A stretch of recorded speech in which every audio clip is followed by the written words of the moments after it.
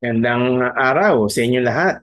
Muli, ito na naman ang inyong lingkod, si Daniel Pilarta, na magbabahagi na naman ng isang napakahalagang katuruan.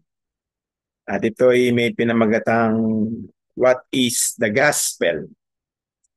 Alam naman natin kung anong ibig sabihin ng gospel sa ating pagkakaunawa. Ito ay good news of salvation o isang magandang balita ng pagliligtas ng ating Panginoong Diyos sa pamamagitan ng ating Panginoong Jesucristo.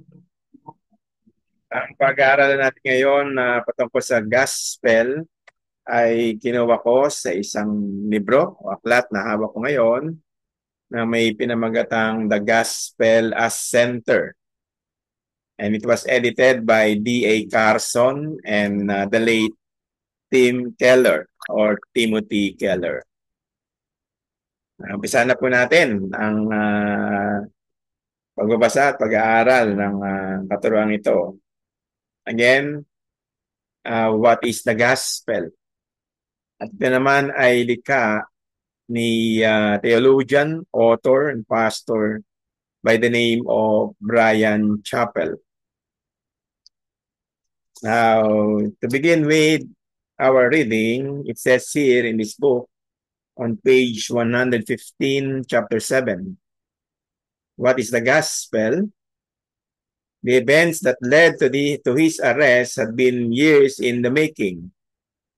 When he was growing up, the polite phrase of our family used to describe my brother's mental capability was, he has a harder time learning than most. Though his mind stayed underdeveloped, or rather undeveloped, David became increasingly strong in body and will as my parents' age. Stresses of dealing with him as well as with their own issues led to their separation and to greater difficulties with my brother. As an adult, David's desire for independence and his developmental disabilities were constant concerns. For friendship and thrills, he developed relationships that spelled trouble. The obvious resulted. His arrest and confinement were more than his mind could process. He knew only the overwhelming fear that someone with a young child's mental ability would experience in a jail cell. He huddled in a corner and trembled. My brother's obvious fear rekindled something in the heart of another man in that cell. And despite his own difficulties, he shared with David the message of God's mercy. Jesus can help you.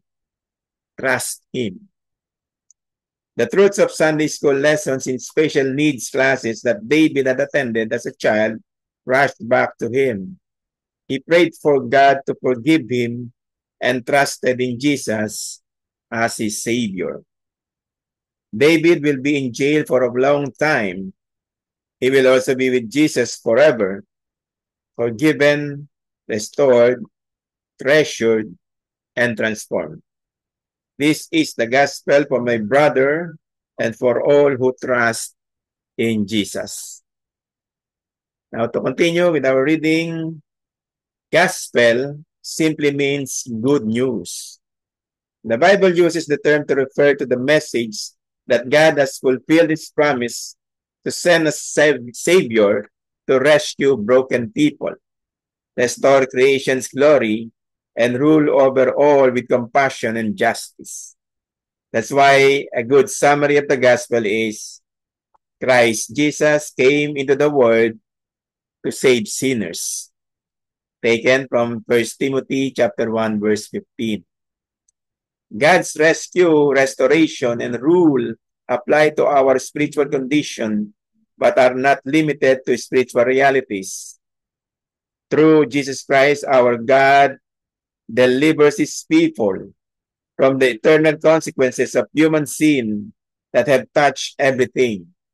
Our salvation includes us, but it's also bigger than we are. Before we further explore these amazing truths, we need to recognize that the Bible does not trumpet them just to dazzle us. God reveals these truths so that sinners such as David and you and me can forever be free of the guilt and power of sin by trusting the good news that Jesus is the Lord who comes to save us, following are key aspects of that good news. Now, what God requires, He provides. It says here, we may not like the idea of someone identifying us as sinners, especially if we use the term to refer only to axe murderers and child molesters.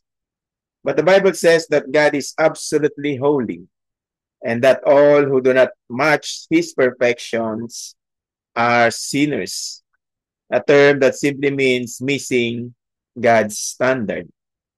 If we sin to any degree, we become something other than what God intended.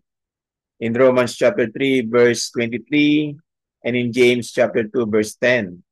He made us to reflect His holy nature in 1 Peter chapter 1, verse 16. So our faults not only hurt us, but also mar our relationship with God in Ephesians chapter 4, verse 30. Now, on God's image, our relational problems with God began when our human nature was corrupted by our first parents, or rather by our first parents' sin, taken from Romans chapter 5, verse 12. Since Adam and Eve, every human knows what it means to fail loved ones, hurt others, and abandon one's own ideals. All of us know shame and remorse. These actually reflect a spiritual reality we may not have recognized. We feel guilt because we were made to be like God, but we fail to live so. In Romans chapter 3, verse 10. We were made in God's image, recorded in Genesis chapter 1, verses 26 and 27. He designed us to be like Him so that we could love Him and others made in His image. When we sin, we are going against our original nature, and something deep inside of us winces. The guilt we feel is an echo of the pain our heart registers anytime sin distances us from the relationship we were designed to have with our God. God requires holiness for us to have a close relationship with God. But both our nature and our actions distance us from Him. How can we fix this? We cannot. We are imperfect creatures and can't make ourselves holy any more than a muddy hand can wipe a white shirt clean. God is the only one who can fix our relationship with Him, and He does so by providing the holiness He requires. God takes the initiative. In 1 John chapter 4, verse 19, through Jesus, our God rescues us from the consequences of our sin. He provides what we cannot.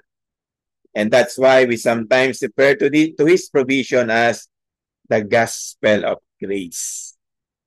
Grace means gifts, something given to those who cannot provide what they need, like a clean shirt given to those who have muddied their own. That ends our first part of our reading on the subject of the gospel, or what is the gospel. This will be our first part of the 4-part series of our study.